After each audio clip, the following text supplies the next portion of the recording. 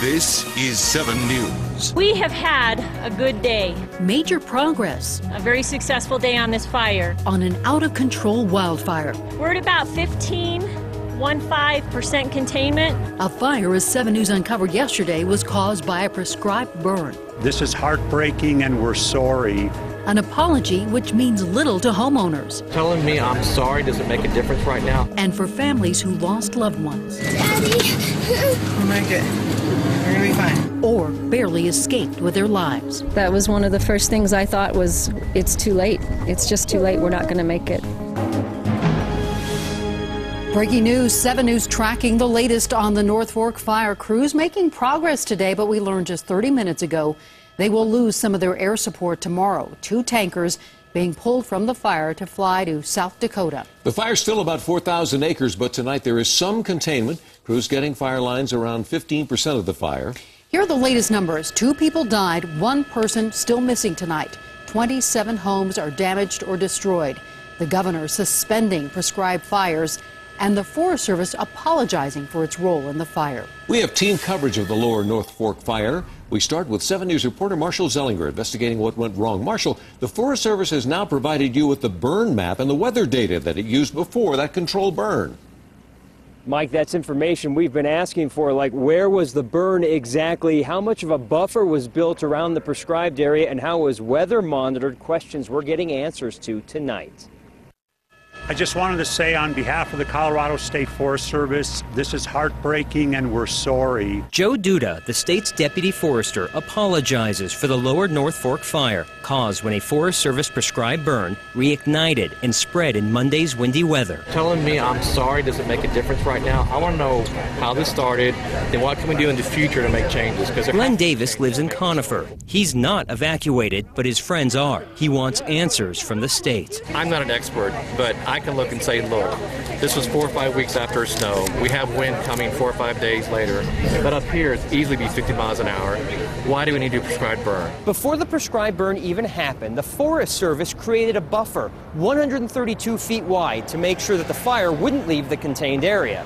For some perspective, 132 feet is from where I'm standing across Cherry Creek to the corner of the intersection. With the winds, 132 feet was not enough. Embers blew into the residential areas, starting the fire, which has killed 2 and damaged 27 homes. Late Wednesday, the Forest Service tells 7 News, quote, weather forecasts are looked at weeks, even months in advance, to find just the right time to do a burn. I don't know if we have the adequate words to express our sympathy for the families. Late tonight, I was able to obtain this weather data. It may look like gibberish, but essentially it's what the Forest Service reviewed before Thursday's prescribed burn. It details hour by hour and date by date, at least for 2 days, what the wind gusts were and what the temperatures were Thursday, Friday, and Saturday. What we don't know tonight, what we have asked the Forest Service is, did they request the information beyond that prior to the burn, and even into the weekend after the burn had happened, had they requested the information to know if they needed more crews out there to watch for flare-ups? Reporting live, Marshall Zellinger, 7 News. A lot of questions we're looking for answers to. New cities and counties issuing burn bans tonight because of the dry conditions. Arvada and Adams County joining the list today. Boulder, Jefferson, Arapahoe counties already issuing bans, and there's also a ban in Denver Mountain Parks. Larimer does not have a ban yet, but it is asking residents not to burn.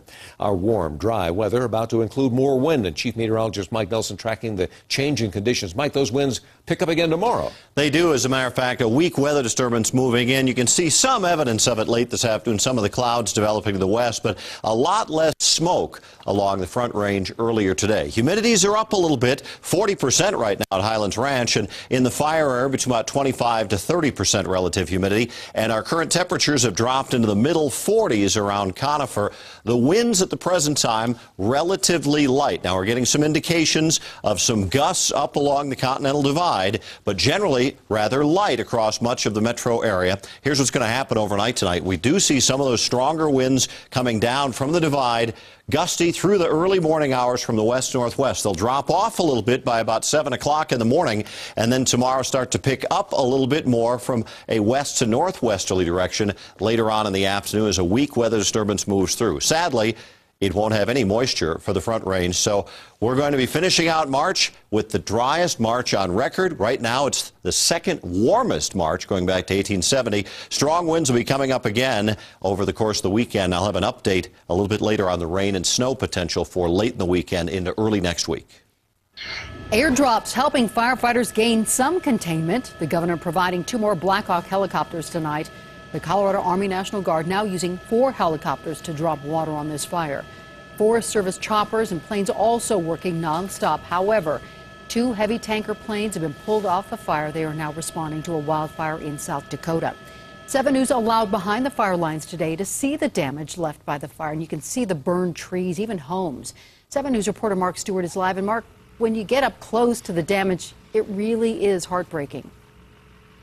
And it is heartbreaking, and the damage you are about to see is from that powerful combination of wind and fire. It is just a sample of what this wildfire is leaving behind.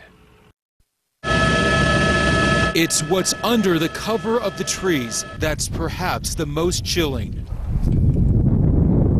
A child's swing set, a tractor, the foundation of a home. Simple reminders of what used to be the daily routine in Aspen Park.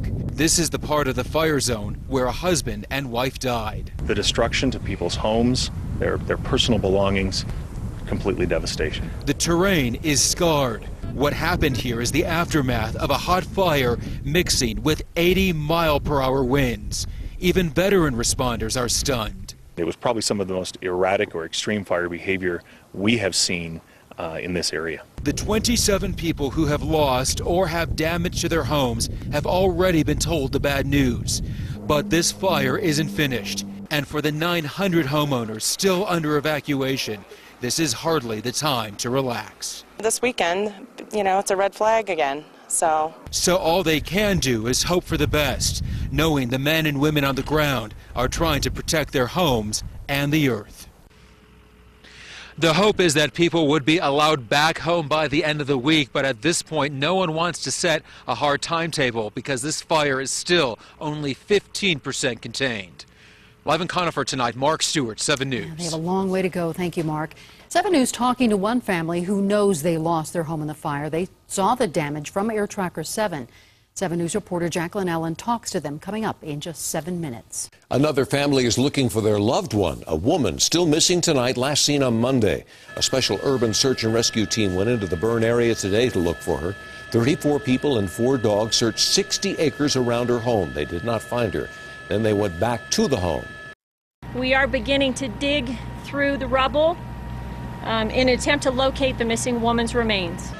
Jeffco Sheriff spokeswoman Jackie Kelly says they're not sure if the woman died in the fire. That home was in the mandatory fire evacuation area. Now, we know that 2 people did die in that fire, 77-year-old Sam Lucas and his 76-year-old wife Linda. One was found inside the home, the other on the outside. Air Tracker 7 was overhead yesterday as investigators took a very close look at what is left of that home. And when the fire cranked up, some families started packing before the evacuation order. One family had their camera with them and documented just how close a call their escape was. Wind, smoke, and flames. Enough to get the Gulick family packing. I called 911 to ask what was going on in the area, and they said nothing. Kim Olson and Doug Gulick are still in shock over their risky escape. They were waiting for a call. Not realizing that the call wasn't going to be coming in time. Some neighbors say they never got it at all. They decided to go and started driving in 2 cars. It's okay. We're out. We went from daylight where we could, see blue sky, and we turned the corner into the trees and it was black. That was one of the first things I thought was, it's too late. It's just too late. We're not going to make it. Where's Mom? We were all pretty hysterical by the time we got out the other side. Pretty terrifying. Really terrifying. As for their house, we just checked with the Gulicks, and it is still standing. They also tell us they knew Sam and Linda Lucas, the couple who died in the fire. They lived 150 yards away. We have more breaking news for you on the lower North Fork fire. Crews able to reach 15% containment today. Hundreds still evacuated tonight. 27 homes damaged or destroyed. The governor suspending prescribed fires as the Forest Service investigates its role in that fire. Now, Now, there are 27 families wondering tonight exactly what's left of their homes. One by one, they're being allowed to tour their homes, and 7 News reporter Jacqueline Allen is live tonight. Jacqueline, you found one homeowner who will see what's left of his home for the first time tomorrow. Yeah, he got the call from the sheriff's office today, but he already knew his was one of the homes because he actually saw it burning on our station. He didn't get to evacuate anything. He wasn't home at the time of the evacuations, couldn't go back in, so he says he has nothing left. To most people watching the news, this was yet another burned home. I've lost everything. To Rob Stewart, it was his entire life. I didn't understand that was my house until I just saw the green roof and I go, oh my God, that's my house. He asked us to show him the video once again, trying to make it feel real. It looks like rubbish. He tries to stay positive. His shop, the building with the green roof, is still standing. Oh wow. I see my Snap-on toolbox. But he knows his prized vintage muscle cars didn't make it. His family heirlooms, his photographs, gone. It's starting to sink in. Yeah, it's life. 27 homes burned or damaged. The Jefferson County Sheriff's Office called him today. We're working very closely with those people to get them into the scene, to allow them to see what's happened with their homes. Tomorrow at noon, he'll find out firsthand what's left. I'm not sure. I'm not sure what to expect. I have to see it first, and I'm only imagining that it's going to be the very worst. I asked him what he thinks about the Forest Service apology today. He says basically, sorry isn't good enough. Sorry doesn't mean anything if they're not going to be held financially responsible. Reporting live in Conifer, Jacqueline Allen, 7 News. All right, Jacqueline, thank you. So there are also 6,500 people still on pre-evacuation notice. And the Red Cross is warning all of us that before you're put on notice, you really should have a plan. The most important thing isn't something you can pack. The number one thing you need to make sure you have is your family emergency communications plan. How is it that you intend to reunite your family if you're separated by the event? Along with a plan to find your family, the Red Cross suggests a backpack full of necessities. That includes a flashlight, a battery-powered radio, and extra batteries to power both, plus a first aid kit, medications, as well as food and water. Today we ran this video of a controlled burn in Jefferson County from last Thursday, referencing it as the cause of the lower North Fork fire. This burn was in the Ken Carroll area, and firefighters tell us tonight it is not connected. Stay with 7 News and thedenverchannel.com for the latest on the North Fork fire. Right now online, find out how you can help the fire victims. Just go to the fire story on our homepage.